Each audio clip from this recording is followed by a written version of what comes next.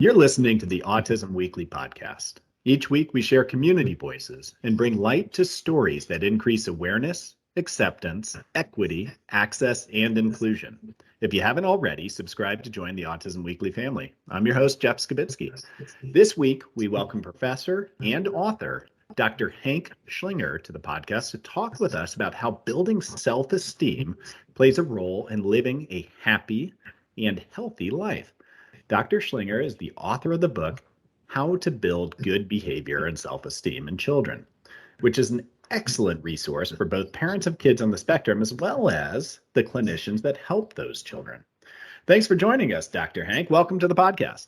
Thank you very much, Jeff. Nice to be with you. Well, this is such a hot topic right now. I feel like every time I have these conversations, and it might just be because our society right now is a tough one to build self-esteem in. I think it's a timely topic for us to be discussing. But before we go there, is that what I've learned is that most people in our field got here for a reason, is that there was something that connected us to the behavioral work, the study of humans, to autism in general. But do you have that wow moment, or do you have that story of, what brought you to really focusing in on this? Oh, yes, I do have a story. When I was an undergrad many years ago, I won't tell you how many years ago, but many years ago, I was sort of drifting through college, making C's and D's, no real direction, no major. I had been in 3 years as an undergrad, mostly playing music. And, I was in college because my parents, that was what I was supposed to do. And I actually took an intro psych class that was taught by a behaviorist at the time. And at the time I was into Freudian psychology, and she so turned me off from behaviorism, or what I took to be behaviorism at the time. And I was living in a duplex, and it became, the second half of the duplex became vacant, and a young, attractive woman moved in next door to me. This was in Denton, Texas. This was at North Texas State University, which is now called the University of North Texas. And so she moved in next to me, and we began talking, and I said, well, what are you doing here? She said, well, I moved up to Denton from Dallas, which is about 40 miles to the south, to study with this psychology professor named Don Whaley. And she said, in fact, I'm taking a summer class with him, an abnormal psychology class, and you should really take it. And she was a very attractive young woman, and so it didn't take long for her to talk me into that. And then I realized that the summer class was 5 weeks, 7:30 in the morning, which for a musician was not a very ideal time. Nevertheless, the first day I walk into the class, and in walks this bigger than life figure, long beard, long hair, maybe that gives you some idea of when it was, with very, very charismatic, magnetic personality. And he said, in this class, this 5-week class, I will give you a choice. You can write a 40-page paper, or you can work with an autistic child an hour a day. Well, I had no idea what an autistic child was, which also may give you a clue as to when this was. But I knew I didn't want to write a 40-page paper. So the very next day, I found myself sitting in front of a child that was as foreign to me as any human being I'd ever seen. I just had no idea such a person existed.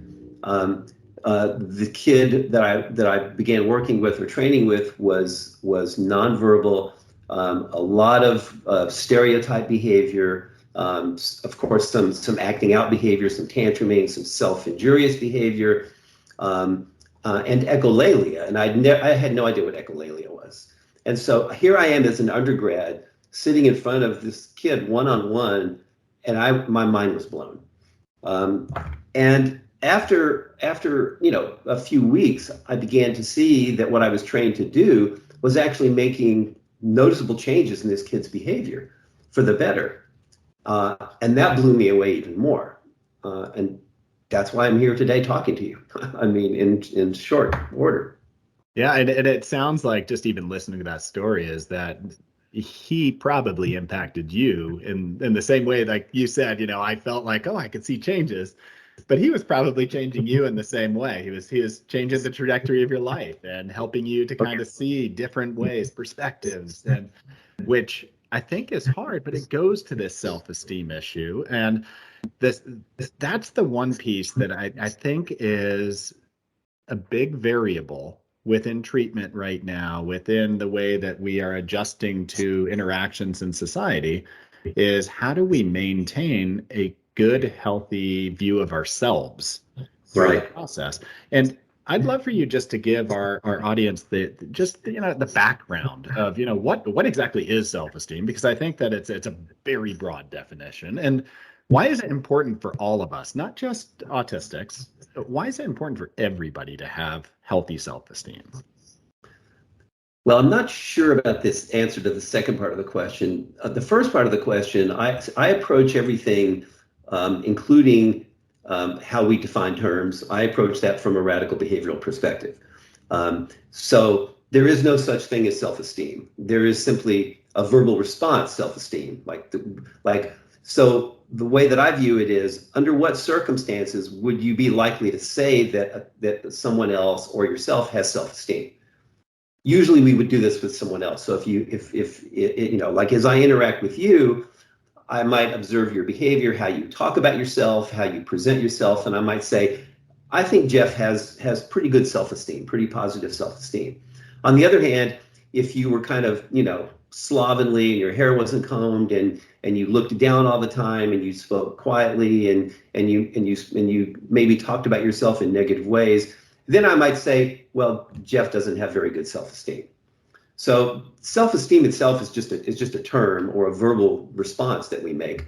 And the question is, what would a child, for example, what kinds of behaviors would a child have to engage in for other people to say she has high self-esteem or good self-esteem?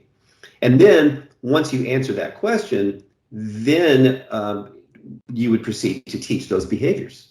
And so if you look at it that way, I think a lot of the behaviors that we would identify as being what we would call self-esteem have to do with how we talk about ourselves. The other things I mentioned, how you dress, those are some small things, but mostly it's how we talk about ourselves. So if someone asks you about yourself and you talk about yourself in positive ways and confident ways, then we would say you have good self-esteem. If you talk about yourself in negative ways or not so confident ways, then we might say you have low or weak self-esteem. And then we would proceed, if we wanted to try and change those behaviors. So that's kind of how I approach it in the book. And then of course the book is designed to teach behaviors that we would call or label as self-esteem if a child engaged in them. Yeah, and I mean, if you're intentionally teaching those behaviors, is that there has to be an inherent social value to presenting oneself in a certain way, right? So I mean, that's I guess what I'm trying to really understand is that if I went through my life with low self-esteem, what would be the behavioral components? Would I be withdrawing? Would I be scared to put myself out there? Would I be less willing to provide responses? I mean, what would be the behavioral indicators of my esteem being not where it is going to benefit me? Well, again, that depends upon other people and how they respond to you and how what they would say about you. So I guess what I'm saying is I don't think there's a specific set of behaviors that universally we would call good self-esteem. We might be able to come up with a loose grouping of behaviors, but in general, I would say how we talk about ourselves, not only to others but to ourselves. So if I walk through my daily world and I say things like, I can't do this. I'm not good enough. I'm not smart enough. I don't feel comfortable, doing this. I don't like myself when I do this. If I talk to myself like that, then we might be likely to say that my self-esteem is not so good. So then the question would be, what kinds of contingencies, how could we change my environment to change those behaviors, to sort of decrease those kinds of negative self-talking behaviors and increase more positive ones? And I think that part of that is you wouldn't want to target just the verbal behaviors. You don't want just someone to say good things about themselves, because we know people who talk really highly about themselves, but it doesn't match their behavior. So you'd also want to have to teach the behaviors that would lead them to look at their behaviors and go, hey, I did a good job. I can do this. I'm pretty good at that. So I guess that's kind of the general approach that I would take. Yeah, and I mean, all of that sounds like it probably, when I look at the treatment end of this, all of those are skills that probably should be inherently built into almost every single treatment protocol that you're building, is that you want somebody to feel successful. Yes. And to demonstrate the behaviors that might coincide with that so that they can continue to practice these successful activities. So with a child who is identifies autistic, and with the teaching protocols that are out there, it's giving that repetition, that chance for success, the ability to be able to contact, but they're contacting failure at the same time. So what's different in the teaching strategies with somebody who's autistic that you might have to be more intentional in building self-esteem? Right. Well, I think it depends on, when I first started working with kids diagnosed with autism, there was no autism spectrum diagnosis. These were what we would call now classic autism, mute or echolalic, almost no functional skills, etc. Nowadays, the spectrum includes such a wide variety of individuals that it's difficult to answer your question, because like I hear people talk about high functioning autism, or I'll see somebody and they'll say, well, do you know she's autistic? I'm like, no, I couldn't tell. Why? How is she autistic? She's in high school. She's successful. She's whatever. So it depends on the kid. But so for a kid diagnosed with autism, or a person diagnosed with autism who's verbal, then obviously a critical part of the treatment would be to make sure that you talk in positive ways about their behavior, such that they can model that and then be reinforced for talking about themselves in the same way. Kids who are less verbal or nonverbal, obviously you can't target, it's hard to target those kinds of those self-tacting or self-verbal behaviors. One of the things that I think is valuable about behavior analysis is that we really do put a premium on success. We don't build failure into our programs. Now, that's not to say that there aren't, trials or instances where, reinforcement's not delivered for whatever reason, but we build success into the program. So, to me, behavior analysis builds self-esteem just by virtue of it being programmed, if it's programmed well, because it's a rich schedule of positive reinforcement. Now, I will say one thing. Positive reinforcement alone is not sufficient to build self-esteem. And so, because positive reinforcement doesn't mean good reinforcement, it just means some stimulus or some consequence is added following a response. So if you take an example of a child in a grocery store who, for example, asks for candy, the parent says no, the child then starts throwing a tantrum, screaming, crying, and the parent then gives the candy. And then, of course, the next time they're in the store, the child engages in the same behavior. Well, the candy is a positive reinforcer for tantruming behavior.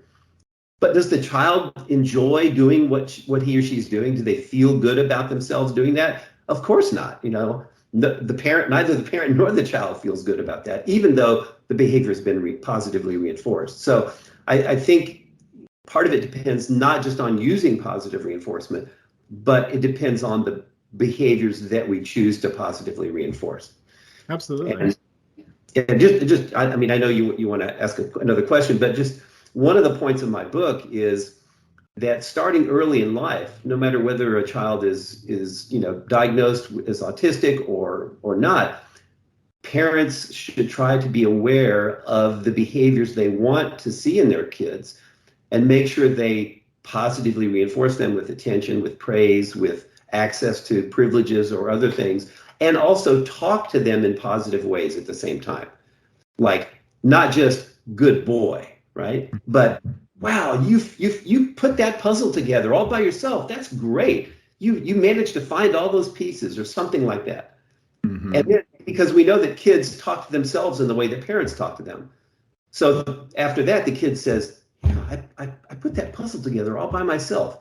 I found all the right, so that's kind of, I think that's sort of how I would get from that to the self-esteem component. No, absolutely. And I mean, when you describe each one of those steps, and I think you said it, it's not a parenting style just for children with autism. I mean, this is for every single child out there, is That's that right. you want to recognize the right things so that the child understands that, hey, this is what is gaining attention. This is Yeah. what gives me access to privilege. This is what gives me all these wonderful things I'm looking for in my life. And I And need makes you feel good. Yep. And that's the piece when I'm looking at this, and if I'm talking to a group of parents or a group of clinicians, and we're saying, there are some core behaviors that I really want to push out that I think are going to build more of that independence, that feeling of I can be self-sufficient, I can manage this situation. And if I were to pick one right now, I might choose initiating a social interaction or initiating an activity. Yes. What would that look like if I were to be intentional in trying to make sure that I'm capturing every single bit of that so that every time that child's engaging or putting in the effort, that I am giving them a chance to build this as a new behavior in their repertoire, which I think would lead to quote Yes. unquote self-esteem. Yeah. Well, as a parent yourself, and I'm a parent, and I think one of the most difficult things about being a parent is being vigilant and observant about your kid's behavior. And I've been doing this for a long time. Working with kids with autism trained me for when I had my own kid, because when I sat in front of an autistic child one-on-one for the 4 or 5 years that I did that, I was trained to be ready to identify any behavior that I could positively reinforce. And so I had to watch the kid's behavior constantly during the time I was working with him or her. So when I became a parent, it was just automatic for me. I observe, now I don't do it 100% of the time, but I do it a lot. And if I see a behavior that I like, now he's almost 12 now, so I don't do it as much as I used to, because his behavior is now pretty much the way I like it. But when he was young, when I saw something that I liked, I didn't just, thank my lucky stars that he did that. I made sure I acknowledged it with him. And it wasn't always like, good boy, you did sometimes it was just paying attention to him, just talking to him. Like the parent in the grocery store. You go into the grocery store with your kid's walking by your side nicely and quietly, and you're reading your list and looking for food. But how would you like your kid to behave? Well, you'd like her to walk by your side nicely and quietly, maybe. So instead of, every once in a while, maybe you should just turn to her and say, oh, would you like to help me here? Or what's next on our list? Or what do you don't have to praise them all the time. Just interact with them. But what happens? The parent's busy doing other things. And then all of a sudden the child does something, that is not what the parent wants. Bam, the parent's right on it. And so what does the kid learn? The kid learns, well, if I want my parents' attention, I mean, they don't say this to themselves, but it appears as if they do. Then they learn to, engage in some acting out behaviors, whining, crying, complaining, whatever. The parent could have avoided that completely. It's hard. It's really difficult. That's one of the main things I do in my book, which is to try and constantly remind parents to be on the lookout for good behavior. And when you see it, try to attend to it in some way. Right. And as parents, is that we're not going to be 100% on the ball, but say we are 50% on the ball. I mean, is that good enough? I mean, is it as long as we're intentional about specific behaviors that, like, this is what I'd really love to see my child doing in this particular environment. So yes. I'm going to focus on this one behavior today, but I'll catch it 90% of the time. Yeah. Is that really going to modify what you're hoping to do? I mean, is this what we need to really enforce parents and the parent education part of, there are things that you can do that are pretty natural as Yeah. long as you have your eyes open to the situation. Is Yes, I that? think so. Mhm. Yeah, yes, I think so. I think so, definitely. I, you know, we grew up in a culture where we have this kind of, I call it a naive philosophy. And our naive philosophy is that behavior originates within the individual. So, like, when my son was younger, people would come over and they would say, "Oh, he's so well behaved. You're so lucky." I'm like, "No, it's not a matter of luck, you know." But a lot of parents think it's the luck of the draw. Sometimes you get a good kid, sometimes you get a bad kid. Maybe it's genetic, maybe it's in the stars, whatever. And I'm like, no, that's not how it works. You get a neutral kid, and it's up to you to build the good behavior. It doesn't come from someplace else. Um, and that also means that there's a responsibility, and but it's not easy because parents are busy. They work two jobs. Sometimes there's a single parent. Sometimes both parents work.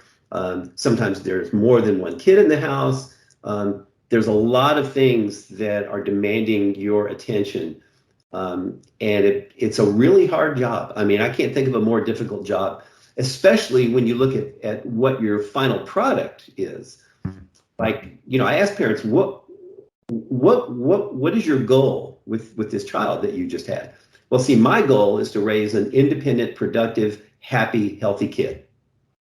And so then you say, well, what does it mean to be independent? What does it mean to be productive? What does it mean to be happy?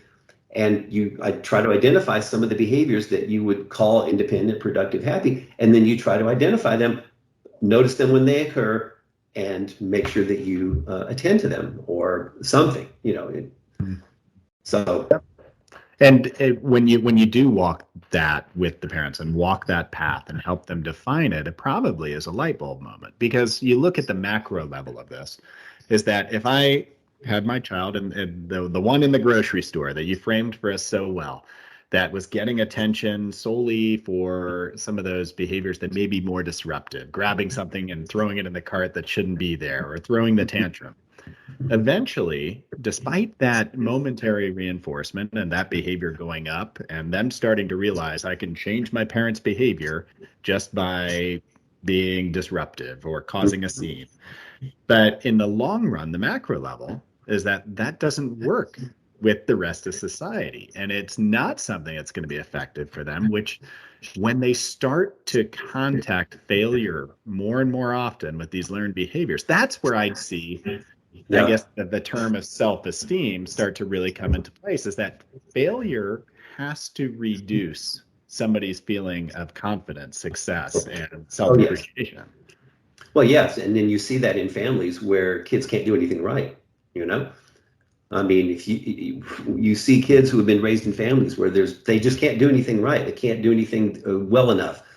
Um, and then you see how they feel about themselves, how they talk about themselves. That's what they say. I tried, but I just couldn't do it. I couldn't do it well enough. I couldn't do it good enough. I can't quite get it. Um, and they're not born that way. I mean, that's something that's built into them, not intentionally. Parents don't do these things intentionally, um, but they happen nonetheless. And the other thing I wanted to point out is it's not just failure, but let's go back to that example, a kid who learns to get attention from the parents, or other things, tangibles or activities. Okay, just calm down. You can go outside and play, right? So they get to go outside and play for screaming and crying or something. They will try those behaviors on other people, and they won't work with some people, but they will work with other people. And they'll work often enough that they will probably be maintained because it's on some kind of, schedule of reinforcement. But they're not going to feel good about themselves and no one will feel good about them, right? People do not like people like that. When you're in the store and you see or hear a kid doing that, you don't like that kid. You're like, what's wrong with that kid? I don't like this. And so it's the failure can also lead to that, but also finding, those behaviors will find reinforcement somewhere. No, They'll and find I it would somewhere. imagine that negative social response that you might be getting from the world around you, and even if you're getting that short-term gain, is that that's got to come back. If you're aware of those social responses, is that you start to potentially feel like you're outside of the norm of how society is interacting, and it's not the healthy Right. outside. It's the That's right. maladaptive. This doesn't work for the rest of the world around me, and this is something that it's going to cause more influence in negative relationships than good ones. So I Yeah. think I hear what you're saying, but it is hard. So when you're talking with families, and in your book, as you're kind of going through that process, it looks like you're trying to define with them, what is the definition of independence, success? What is good esteem? How do you define that for yourself and for your child and your family? But is that the first step of actually trying to understand a family's goals? Is looking at, what is healthy, what is safe, and what is happy for us right now? Well, generally not, because generally families won't come to you, or parents won't come to you unless there's a problem. And so the goal then doesn't become some long-term, generic goal of happiness or healthiness. The goal becomes a short-term goal of fixing a behavioral problem. One of the things that as I mentioned, that I try to do throughout the book is to try, and I realize that reading a book isn't going to change a lot of behavior. I tried to write the book to encourage that. Like, I have fill in the blanks, so that people who read it have to fill in blanks.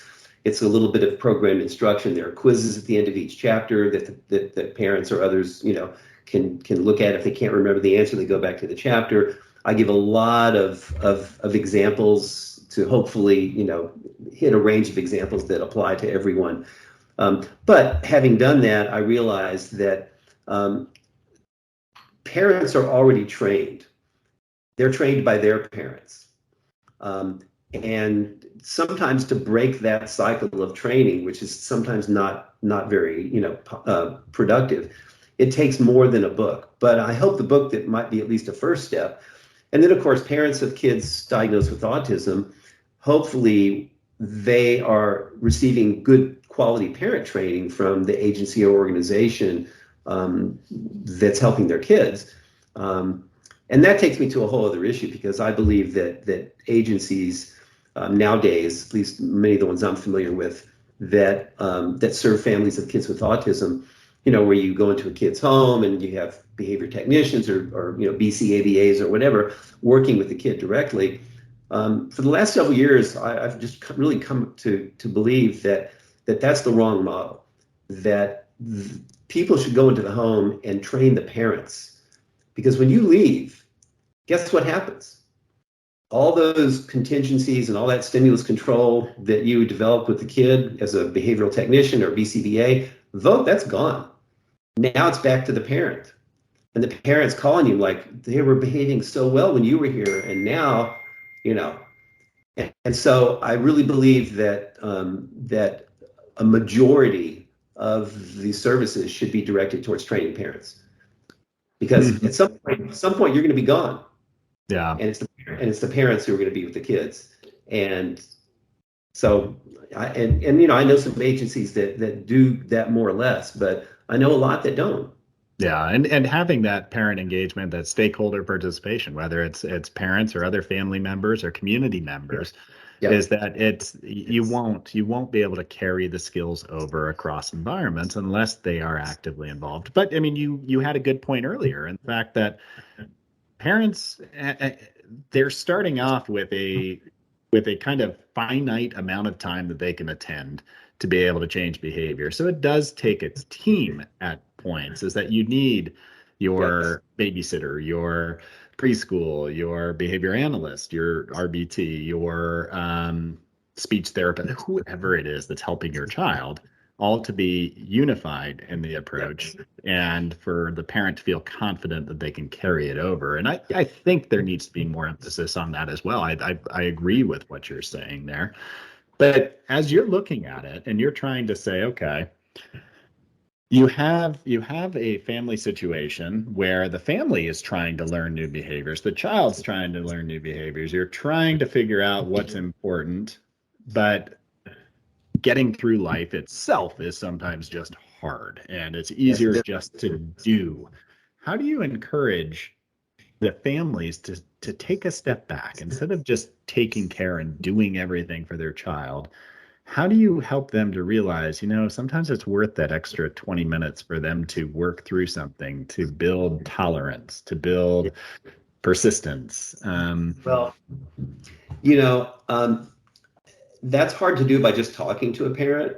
I think that's easier to do in a parent training situation because as you were talking, I realized, I mean, this is something you mentioned. You may not have realized that you mentioned this, but I'll put it this way: self-esteem is a two-way street. So not only do you want your kid to have self-esteem, to feel like they can be successful and productive, but you want the parents to feel that way. And I know a lot of parents nowadays don't feel that way. Um, if a parent has a child, autistic or not, who's constantly acting out, the parent might think, what have I done wrong? How come I can't, I don't feel good about being a parent. I don't like my kids sometimes or something. So if you can, in your parent training, if you can demonstrate with the parent that they can actually do something and be successful and have it change their kids' behavior. The same thing that happened to me when I first started working with autistic kids. I mean, I went in as an undergrad. I had no clue what I was doing or what was going on, but it didn't take long for me to feel pretty good about what I was doing because I saw the changes happening in this child. And I think the same is true for parents, and I think that's a way to build their self-esteem.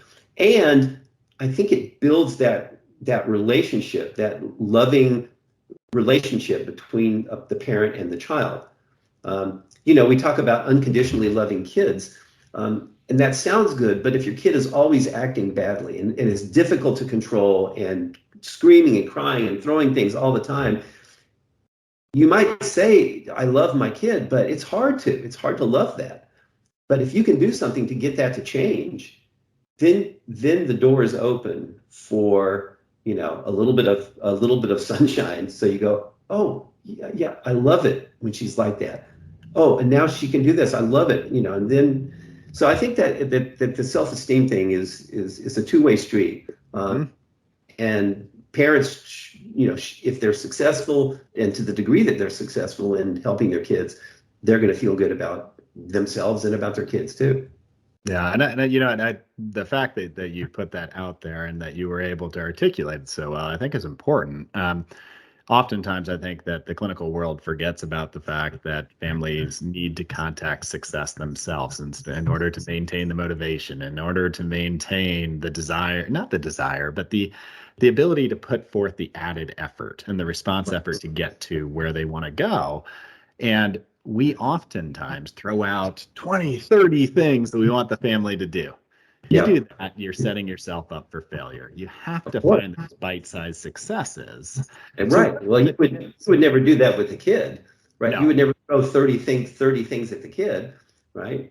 It's one response, one behavior at a time, and then you build on that behavior. And the same with the parent, like you said earlier, pick that one thing. Start with one thing, right? Today, now we're going to, what behavior would you like to work on? Okay, we're going to work on this. I want you to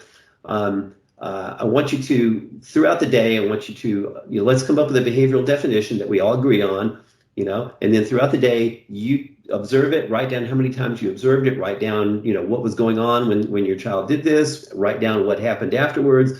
We'll look at it tomorrow. One behavior.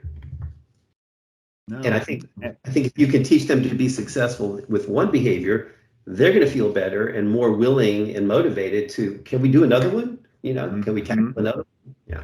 Yep. And they'll probably have the capacity. And I mean, I'm going to use the word competence in the fact that it's a skill that they're learning to be able to take on more and more challenging tasks, more challenging behaviors. So with all that being said, I mean, this isn't an easy process. And No. it has lifelong ramifications, is that if you start to teach the wrong behaviors early in life and you contact a history of whatever behavior it was working for that child, is that it's going to make them far harder to be successful as adults. So when we're talking to parents right now and we're saying, these are the critical tips that I'd say, pause right now and let's kind of take this in. What are those real critical tips that you'd be giving to a parent, just any parent, to say, all right, let's get our framework set again. Let's take a deep breath and reevaluate. Yeah. Well, the first thing I would say is start young. Start, right after your child is born. Even though newborns can't do anything, or they can't do very much, it's still important to start then. It's much easier at that point to identify behaviors because there's not a lot of behaviors that they do.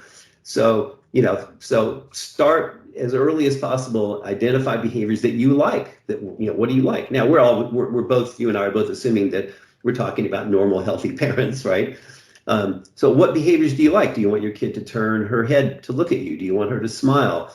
Do you want her to reach out towards you? Do you want her to, whatever, just very early in life? I think really, most parents, most good parents, most parents respond to those kinds of things early in life. I think things get a little bit more difficult when kids get older and then when they learn to talk. So walking and talking are the two big things, because once they start walking, then they're in stuff. They're in your stuff.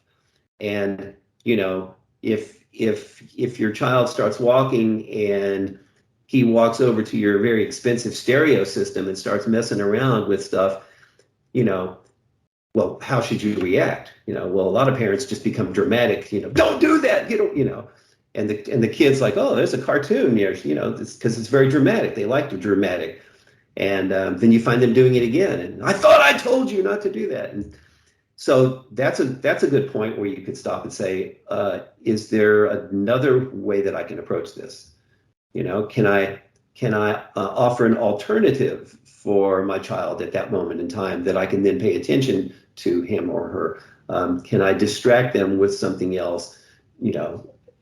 So one of the points, as I said, that I make throughout the whole book is prevention. I mean, it's really prevention and you've alluded to this. Prevention is much easier if you can do it from the beginning. It's much easier than dealing with some behaviors you don't like later on. It's not that you can't do them, you can't deal with them. It's just much easier to prevent them in the first place. That's my example of the kid in the grocery store. If your child is being quiet and walking with you and doing what you want, well, pay attention to her. Help her, let her help you. Engage with her. I once saw a mother in a store. She was pushing a cart and she had a newborn in the the little first part of the cart. And the baby couldn't have been more than a few weeks old, and she was pushing her cart with this newborn, and she was talking to the newborn. Now, the newborn had no idea what she was saying. She wasn't talking back, but this woman was moving the cart and talking to her newborn. And I just wanted to go up to her and say, that's so great. You're not getting anything back. She's not talking back to you. She's not answering you, but this is what you should be doing, and it was a newborn. So, I mean, so those are the kinds of things that if you can learn to do them early in the child's life, it makes the rest of your life easier. And I don't know, there's a concept in our field called behavioral cusp. And if you start early and you're able to teach your children the behaviors that you like, the productive, independent behaviors, well, that opens up a world of opportunities that would never happen without those. Absolutely. And I think a lot of that ability to be able to create the independence, the strong relationships, the feeling of finding who you are and being confident with that and being willing to expose yourself in pro-social ways. Yes. All of that, I think, are derivatives of being able to establish those pro-social behaviors earlier in life, of attaining attention appropriately and seeking positive reinforcement from specific behaviors that have already won. So I for one feel like, everything that you've described in your book is going to be extremely beneficial for all parents. I don't think it's autism specific. Your book might be, but I don't think Well, it's actually not, and I do think that with some kids diagnosed with autism, it's more difficult. They don't give you, from birth or at some point early on, they don't give you what typically developing kids give you.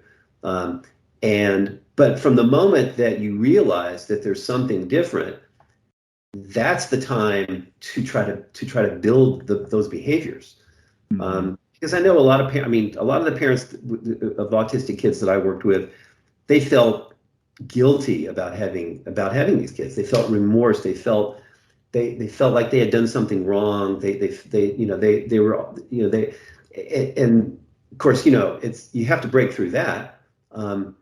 But in the process, they sort of treated their kids differently than they treated their typically developing kids. They were a little more, they treated them as if they were fragile. They were a little more, indulgent. And almost all the kids I worked with when I began working with kids, almost all of them had severe behavior problems.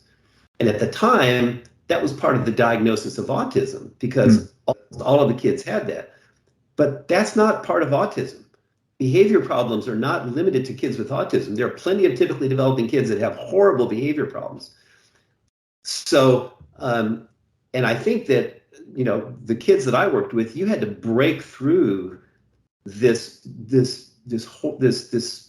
I don't know, this shield of behavior problems before you could even deal with the problems of the autism. Yeah. So if you can avoid, building those kinds of bad behaviors, then I think it becomes easier to be more successful with a kid diagnosed with autism earlier in life.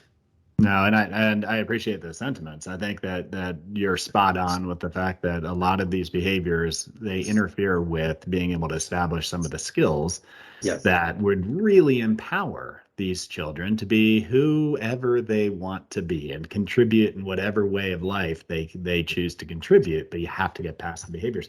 So, Dr. Hank, when are your next speaking engagements? I mean, I've had the pleasure of being able to chat with you and learn a lot of this information, but I would imagine is that people would want to see you in person. I mean, what are the opportunities people have? I just gave a talk at the National Autism Conference at Penn State. My talk was pre-recorded because I couldn't travel to State College, Pennsylvania from LA very easily. I'm giving a talk, and that talk is kind of a high-level talk about verbal behavior. But I think it's available at the National Autism Conference website. I think you can go and access it. I'm giving a talk the first week in October at the Michigan Autism Conference in Kalamazoo. And actually at that conference, I'm going to talk about some of the things that you and I talked about today. I'm going to talk about a concept. I didn't come up with this concept. This was from my mentor, Jack Michael, and Lee Meyerson was one of his colleagues early on. It's a concept called disabilitation. And it's basically the concept that a lot of what we look at as disabilities are actually learned behavior. And so if you can acknowledge that, then you can, prevent them, some of those disabilities or disabled behaviors. So those sound like just wonderful talks, and I do encourage, especially the clinical groups, to attend those and find ways to be able to attach to some of the information that you're sharing. How about for families and for clinicians alike? Where can they buy the book, or where can they access the book that you've written? Well, it's this little known online store. It's called Amazon.com. I don't know if you've heard of it. Only briefly. Yes. No, it's available on Amazon.com. And I have a website for the book. I haven't updated it recently, but it still has some information on it. And that's called www.buildgoodbehavior.com. And people and parents or others are certainly free to contact me. They can find my email address on that website, or they can find it online. I'm all over the internet. So anybody who has any questions or issues, feel free to contact me, email me, and I'd be happy to respond. Yeah, I mean, even if a family walks away, even learning just to be slightly more intentional with the behaviors that they're hoping to be able to establish for their child, Yeah. or with a tip on how to be able to find those reinforceable moments. Any of Yeah. that, I think, it's worth the cost of the book. So I suggest that they get out there and find it. And I appreciate your time, Dr. Schlinger, and being able to carve some time out to talk with us today about this topic, because I think that it permeates far more of the lives of all of our children. And if we can tackle these issues young, is that we're setting up our children for a lot of success. If we don't, then the learning of how to be able to establish these behaviors are going to affect their interactions and their self-esteem as life goes on. So I appreciate you coming on and chatting with us today. Well, I appreciate you inviting me, and it's been enjoyable talking with you. And I hope to see you in Idaho or Montana, maybe. Thank you for listening to Autism Weekly. We hope you tune back in next week to learn more about autism in the real world. Autism Weekly is now found on all the major listening apps, including Apple Podcasts, Google Podcasts, Stitcher, Spotify, Amazon Music, and more. Subscribe to be notified when we post a new podcast. Autism Weekly is produced by ABS Kids. ABS Kids is proud to provide diagnostic assessments and ABA therapy to children with developmental delays like autism spectrum disorder. You can learn more about ABS Kids and the Autism Weekly podcast by visiting abskids.com. Thanks for tuning in. See you again next week.